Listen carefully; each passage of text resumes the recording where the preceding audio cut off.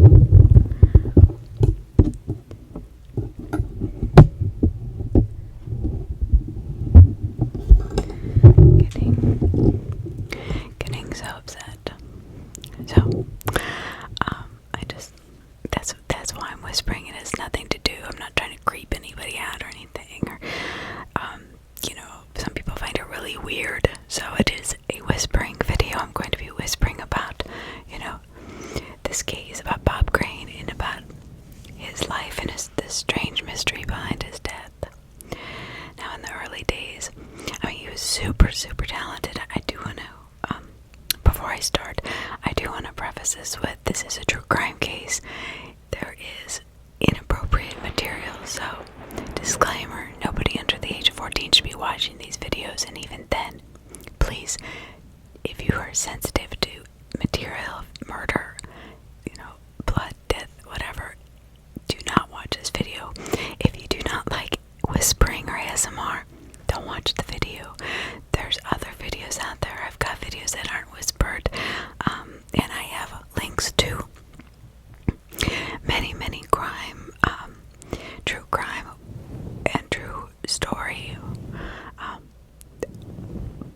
channels that are not whispering at all. So the comment I got today, look, I don't blame you if you don't like something. Please, I look at the other channels I have. I have so many really good true crime channels, and I have a lot of whispering channels too on there, but there are a lot of good true crime without the whispering. So that's why I like it, and I do this because I feel it's a calmer way, and being such a high energy, very high strung person that I am, it relaxes me to discuss cases in a way that I'm not going to be keeping myself up all night thinking about it, and just freaking out about it. So, it does seem weird to some people, but please, if it's too weird for you, you don't have to watch it. But you don't have to leave any nasty comments, because I totally understand. So I just want to talk about Bob Crane in the early days. He was born July 13th, 1928 in Waterbury, Connecticut. And by his early teens, this is so cool, he had such musical talent that he had set his sights on becoming a drummer and fantasizing about being the next Buddy Rich. At the age of 16, listen to this, he was in the Connecticut Symphony Orchestra. Isn't that cool? But was let go after 2 years for, quote, clowning around during a Bach fugue, unquote. I think that's how you say it. I apologize if it's not. In 1949, he married his high school sweetheart, Anne Terzian, with whom he would eventually have three children: Robert, David, Deborah Ann, and Karen Leslie. So his rise to stardom, since he was so talented when he was young, and he was very witty, and he had just this, I remember Hogan's Heroes. That really is what brought him to stardom. But he started off in broadcasting on the radio. He did do a stint in the National Guard, Connecticut National Guard, but really, after he graduated high school in 1946, he really took to a local radio and became just a broadcaster that had so much personality, and he was so witty and funny and interesting. He just had this disposition that led to CBS to hire him as a host for the flagship show KNX station in 1956. So this is where he interviewed tons of famous people, and I can remember my dad telling me about this, that Marilyn Monroe would be on there, and Bob Hope, and Charlton Heston. He just had this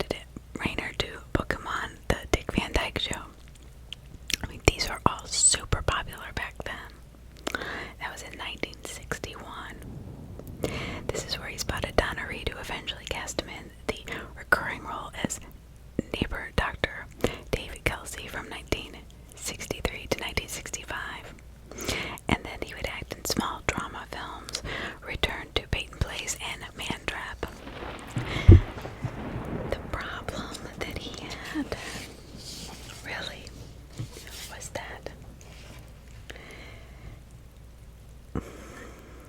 he had this very, and how do I say this addiction really to physical contact, you know what I'm talking about, right? And he was kind of, this article came out in the National Enquirer about him having a very interesting after hours life, that it was very inappropriate, very lustful, and it really kind of would hinder his career later on when this all came out. But he can always had this. So by the 1960s, he was a household name. Okay, he had, just been on, had interviewed all these people. All these people knew who he was. I mean, think about it. Bob Hope and Johnny Carson and Frank Sinatra. I mean, Marilyn Monroe. I mean, hello. These people all had contact with him. All had wanted to come on his show. Even just that. It's crazy to me that he was not more of a star, a superstar, because he really had so much talent at a very young age.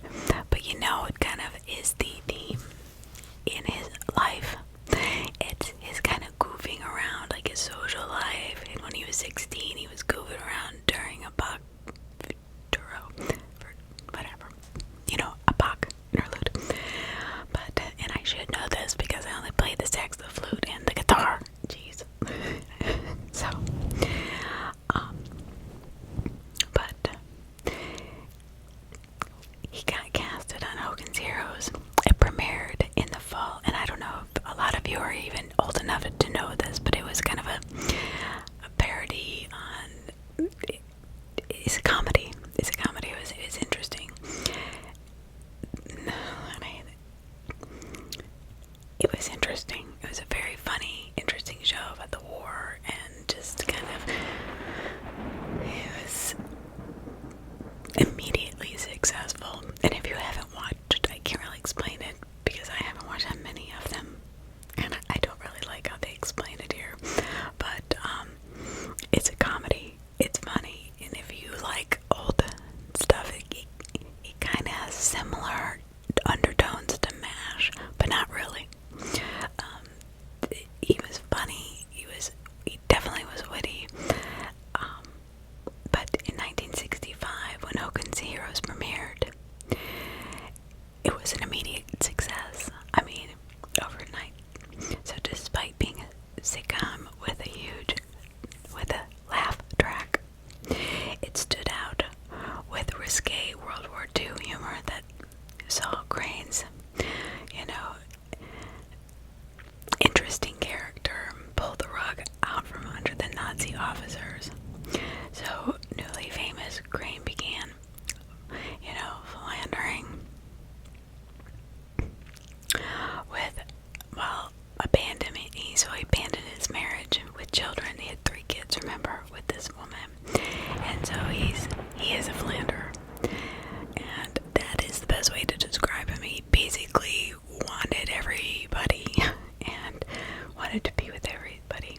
He collected allegedly consensual, inappropriate photos and films of his partners and showed them off so frequently with cast and crew members that his dressing room became known as the film, Central, the B Central.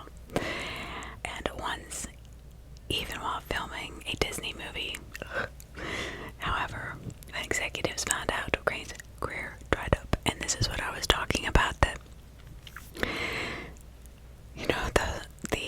his social life really hurt him even when he was younger. And you can't be like this if you're going to be in Hollywood. I know there's a lot of crazy things that go on in Hollywood, drugs and physical activity that other people wouldn't experience, and I get that. However,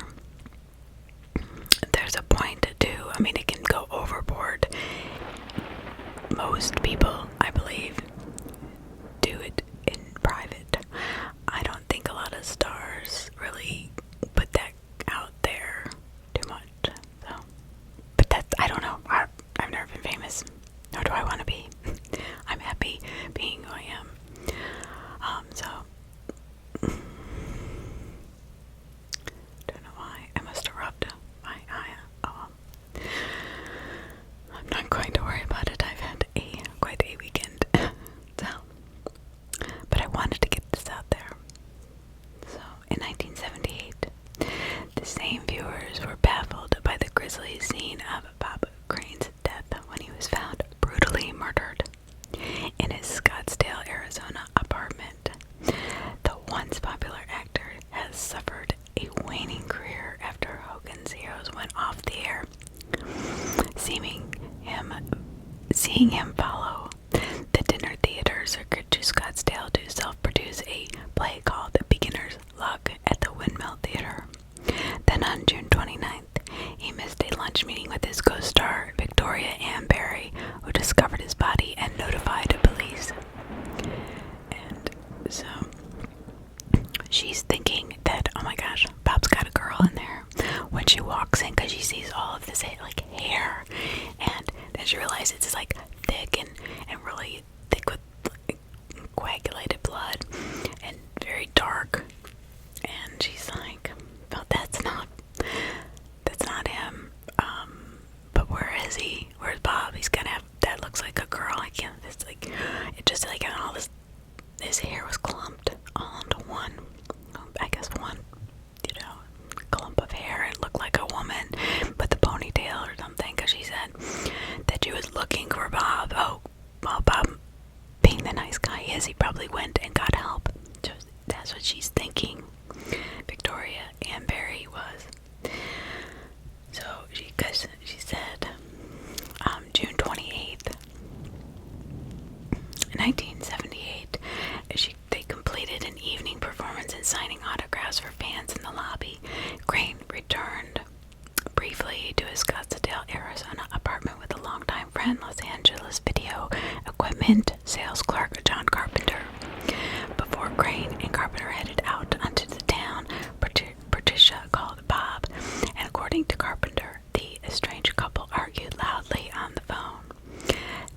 Now, thereafter, Crane and Carpenter adjourned to the local bar where they had drinks with two women who they had arranged to meet later on. And so as Victoria's walking in, she knows all this, right? So they get home about, I guess, 2 a.m. is what Carpenter said. And the four of them went to, I guess before this, they went to the Safari Coffee Shop in Scottsdale, off Scottsdale Road, about an hour and a half later.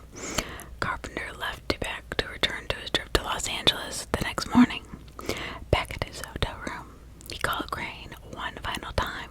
Crane was allegedly considering ending his lifestyle of heavy partying and was therefore tired of hanger-oners like Carpenter. So he had planned on getting rid of Carpenter as a friend because he felt he was bringing him down, and that mayhem pushed him over the edge. So when Victoria Barry found his body, she was like, where is Bob? Oh my God, this is Bob. So she's freaking out. She calls the police and she's like, I just want to tell you that, he was with Carpenter the night before, but they had gotten in at around 2 a.m. and then, according to Carpenter, he had talked to him just before Crane. He talked to him one more time just before he left. He had a flight in the morning. So the door to 132A was locked, or was closed. So somebody had to close the door behind them when they left because he was obviously dead. They didn't leave it open, but it was unlocked. So they opened it up, and as she entered the bedroom, she said, at first I thought it was a girl with long dark hair because all the blood had turned real dark. I thought, oh, Bob's got a girl here. Now where's Bob?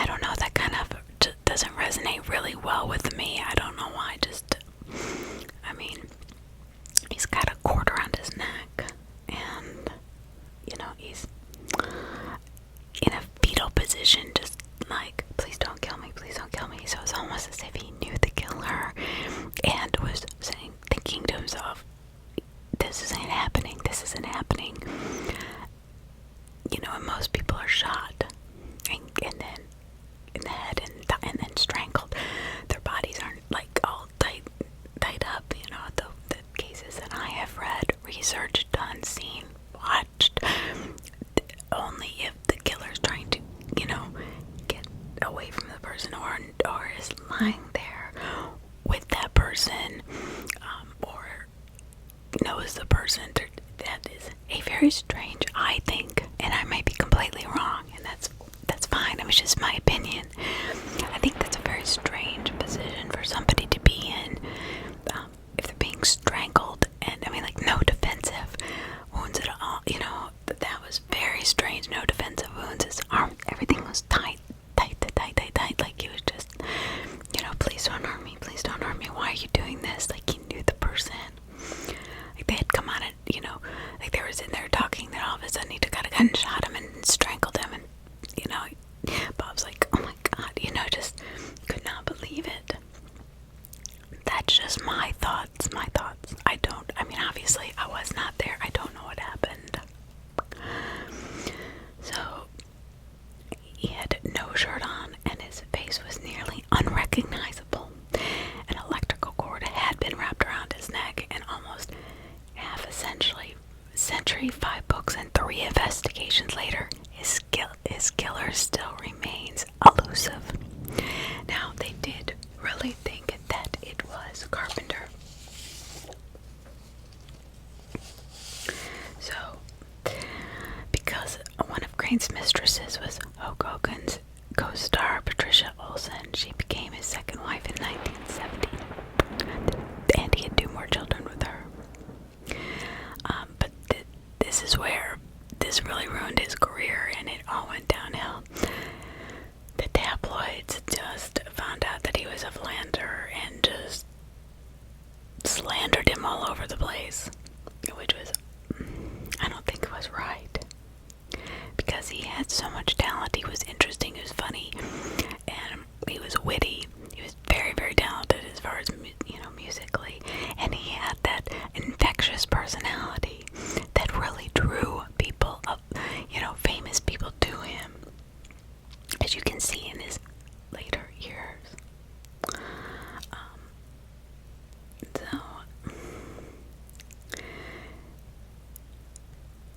So the theater manager Beck was called to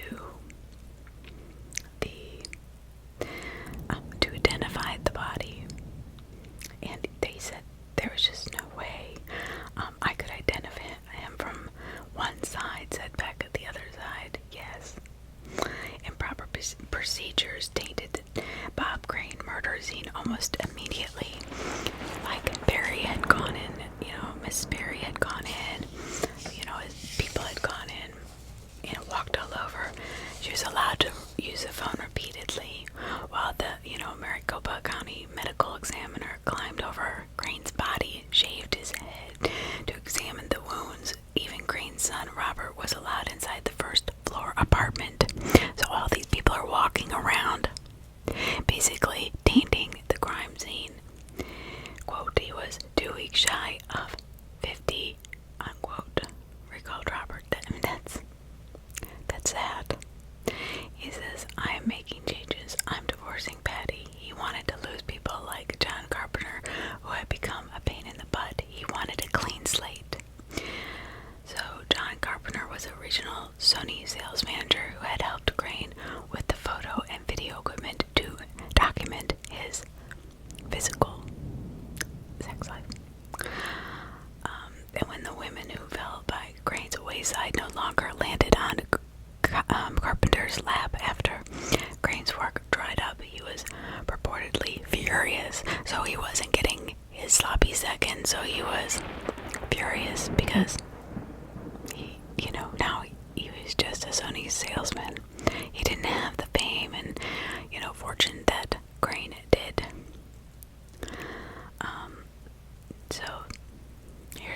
So who killed him? Alright.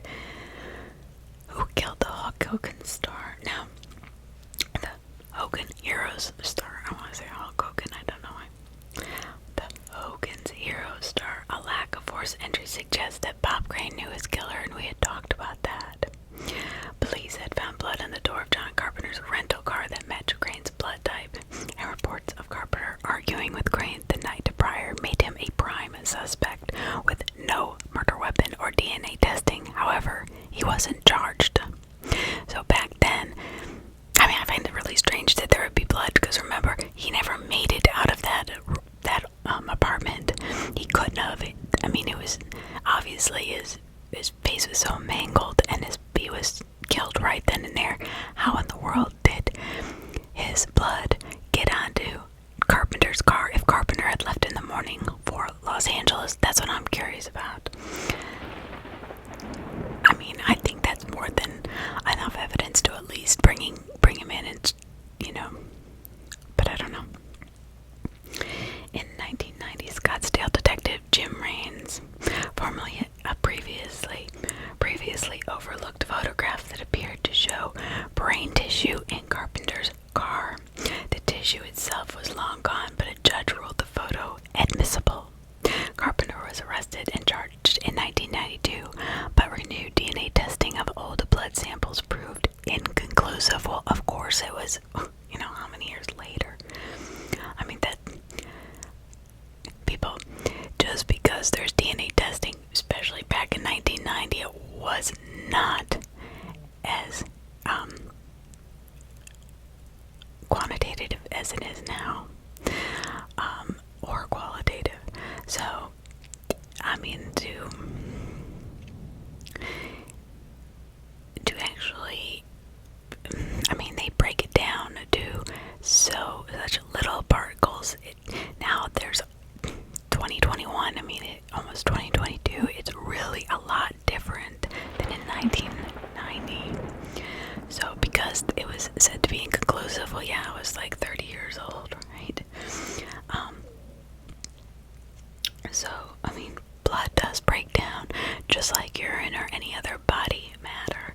That's why these new testing procedures are so amazing to me, because they can just take this old matter and, pinpoint it if it was yes or no to the killer or not to the killer. It's fascinating, actually.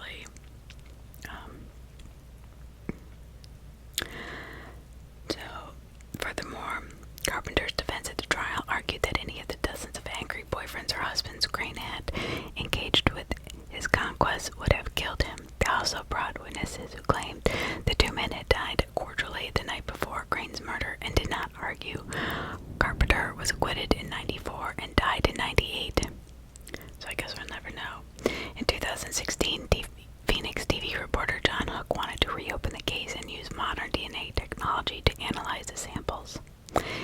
Quote, "If we can retest the stuff, maybe he can prove that the blood was found in Carpenter's car was Bob Crane's," unquote.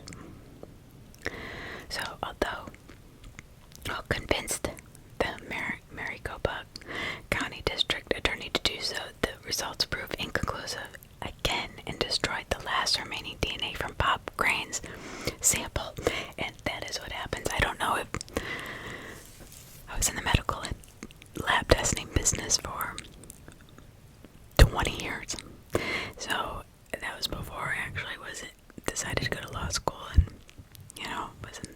works as a public defender detective. But that kind of made me do that, because working in the lab side of it made me realize how much information is needed, how much is needed for the sample, and they're called blocks. Well, this was the last block of DNA that they had. So the little whatever, they had the little square or whatever they used, they kept,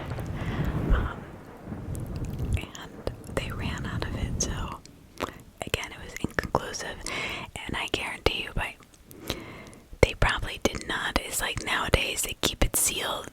There's a whole chain of custody that this stuff goes through before it can actually, say, okay, it's safe. It's, the air will break it down itself.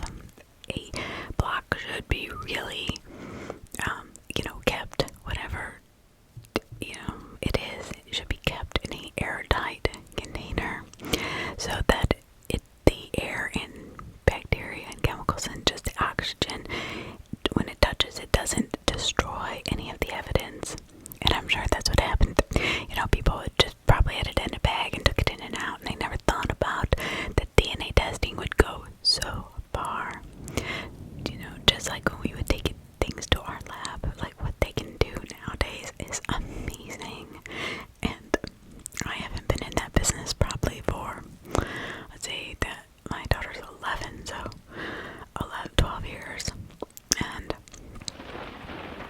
So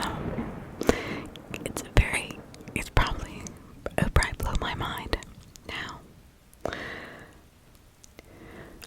So the only witness or the only possible suspect to this murder is now dead. He died in 98. I'm sure his children would like to know what happened to him, because it could have been any of those people that were put off by him. But I have a funny feeling, my gut tells me, the brain matter in the car and the blood on, his rental car, it suggests to me, that doesn't get there by osmosis, it doesn't fly through the air. And, he was supposed to be back at his hotel, said he called Crane, which, how can you call him and have him, and actually talk to him, but then have his blood and brain matter in your car? So, that's just my thought. Nobody will ever know the truth, unfortunately. And, I use 6 or 7 different sources to put all this together, so and they all kind of said the same thing, and it's just a mystery, which is too bad for his kids, because if it were my parents, or my mom or dad, whichever, I'd want to know that, hey, this person definitely did it without a shadow of a doubt. And they'll never know that. They'll never have that piece. So, because even if they could retest the material, the last bit of DNA that had any of his DNA, the killer's DNA on it, is gone. Gone. So, thank you so much to Dreamscapes Sleep. Mark, you're amazing. Thank you so much. I hope it's okay that I mention you. I don't know how to get a hold of you other than I don't have your email. So, but I just want to say Dreamscapes for Sleep. It's an amazing channel. It's so interesting. It's so unique. And I'm not being paid or anything. He's just such a nice human being, and his music, it shows through in his music. It's very relaxing. It's very calming. And I know people who listen to ASMR also listen to that soft, calming music. I was listening to this one today, and it reminded me, it had this beat in the background that was kind of so hypnotic. I couldn't keep my eyes open, and I really wasn't tired. I just took the longest nap. I was listening to it, and I just kind of, it was great. So you've got to check them out. Like I said, I'll leave the description for Dreamscapes for Sleep in the description box. I'll leave the link. But thank you again. Thank you to everybody who subscribed, commented, left, suggestions. I really appreciate the interaction, even if it's negative. Hey, I know not everybody's gonna like me. Like whispering, I get that. Some people think it's crazy weird that we like to listen to true crime whispered. That's fine. It sounded like somebody just blew up a car next door. I don't know. That was so weird. But anyway, I'm headed off to bed. So, good night, everybody. Good night. Have a wonderful evening, morning, or afternoon, no